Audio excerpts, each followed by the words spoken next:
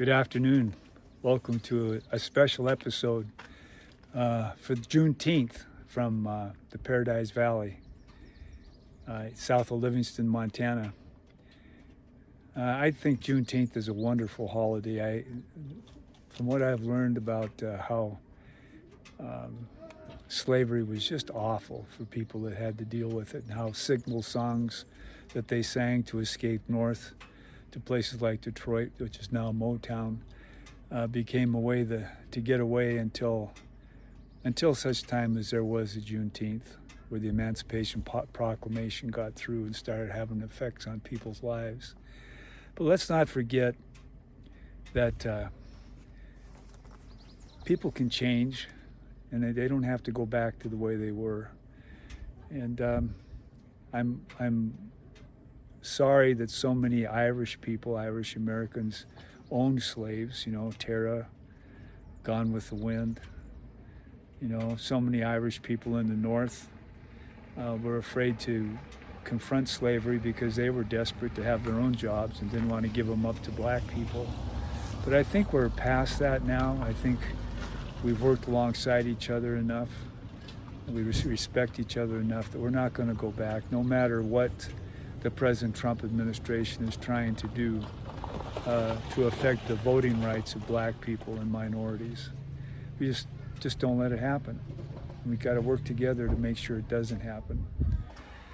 Now today, we're on the eve of the Democrat convention in Billings here in Montana.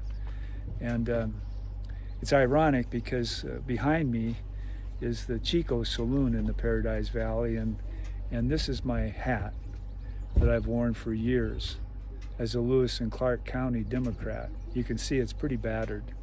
I wore this all through my campaign in eastern Montana 2 years ago to run for the U.S. House of Representatives. And I wore this all the time. There was no doubt in anybody's mind that they would be voting for a Democrat if they voted for me.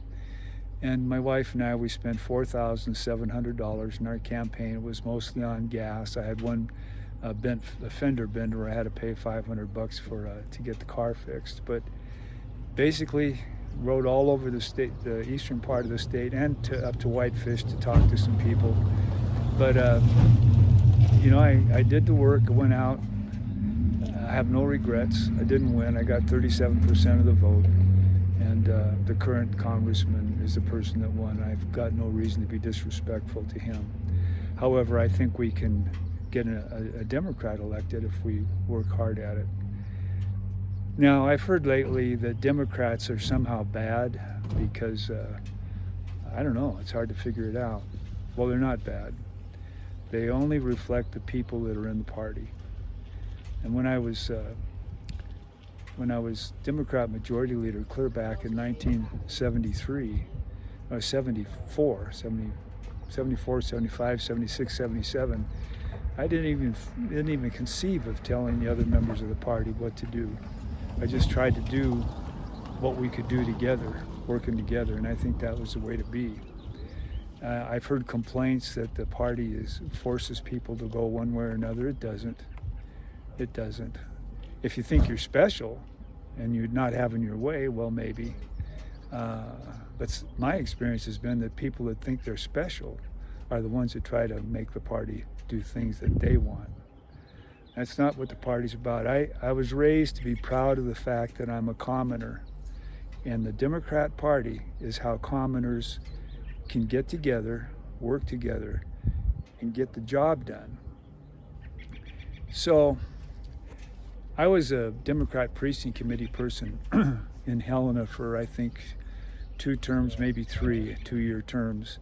And I would go in and I would file for office. It's the lowest public office that a person can file for. You file the same paperwork you do as if you're running for governor. And the reason we have that is during the days of the Copper Kings, when the Anaconda Company controlled state politics, the way we got out from under that is we started to make sure that people could vote on even who was in the parties. That was the time when we had the Corrupt Practices Act, where we controlled corporate money going into elections. And I believe we should continue to file for office and let our neighbors know who is the party representative from their precinct. I really believe that. But I've served my time. I went to almost every meeting. I think I probably missed one or two. And I didn't say much because I have so much to learn just listening. But I really would encourage people to become precinct committee people as I have been. Anyhow, my term's up. I've served my time. I should have been replaced by somebody to replace me, but nobody did.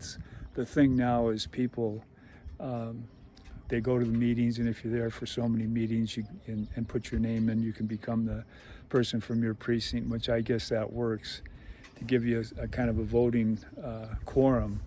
But in reality, if companies wanted to take over or special interests wanted to take over a party, they would just start going to the meetings and then make the party do whatever it wants to do, whatever they wanted.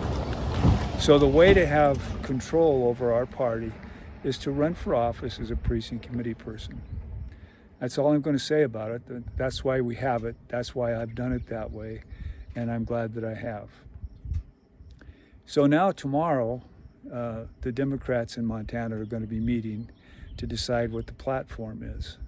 And there'll be some really good ideas and a lot of good work. I've been to a lot of those meetings over my life, but my time to do that is over with. I'm kind of over the hill. I just want to encourage the importance of being a Democrat, going through the structure that we have. And on that point, when I was at my last two party meetings ago, I had a chance to listen to Alani Bankhead. She came, I didn't know who she was from anybody. And I listened to her talk before I even saw her. I saw her dog, I like her dog. But anyhow, when I heard her talk, I thought, this woman is competent. She is very competent. She's got experience. And she's playing by the rules. The rules that are set up, not to short circuit, but she's playing by the rules. She doesn't have a lot of money. She reminds me of myself. And I don't think, because newspapers and radio stations and TV stations, they make a lot of money off of political campaigns, and they hype that one candidate's better than another based on how much money they have. That's for their benefit, and for the campaign manager's benefits, because they make a lot of money in salary. But she's playing by the rules, and she's made herself available for us to vote for. And I really hope the Democrats in Montana will hang together and get her elected. I believe that this idea that Seth Bogner has, apparently he was sold that idea by some campaign management people that we know who they are. That was their good idea. Well, it's not a good idea. It's a bad idea to have a third person run between the Republicans and the Democrats and split the vote, because that gets a Republican elected. But the thing that we have to get Alani elected is that she's really good and she's genuinely able to do the things that she's demonstrated in her life. And the other thing is I'm just really struck by how men have gathered up in two groups behind Almi, behind Seth Bogner, and they're doing what men do behind the scenes in back rooms. And I remember we had to deal with all that backroom deal making in the 70s.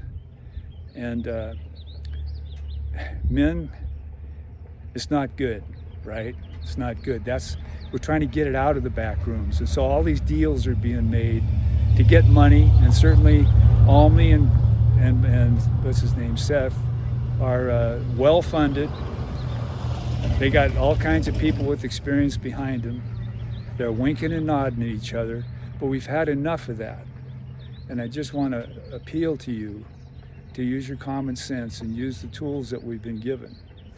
And so this is my old hat. I remember sleeping out in the Badlands above Glendive. It was 108 degrees in my car. I thought I was going to die one night. I've slept all over the state, rolled out alongside my car or inside of it if it's raining or cold. And so I got this, there's a lot of good memories here. And no matter where I went, people were were respectful to me. I had one guy, he was a real asshole at a gas station pump over there north of Billings. But really, I haven't had much trouble being a Democrat, even in eastern Montana, because people are respectful. Yeah, I think I think we just need to be Democrats. We need to trust each other and not have this thing being told that we're being run from somebody from the center. Could not be farther from the truth. Seriously.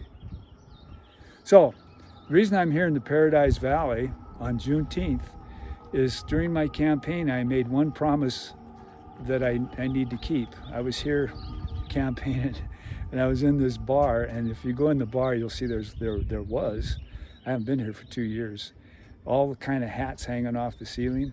And the bartender and I, we kind of hit it off. And I said, when I get done with this campaign, I'm going to come back and I'm going to give you my hat to hang up. And he said, okay. So I'm finally making it back. And if you ever wonder where my hat is, it's in the bar, the Chico Saloon, I guess it's called, in Chico, Montana. Have a great convention, Democrats. It's been a good run. Thank you.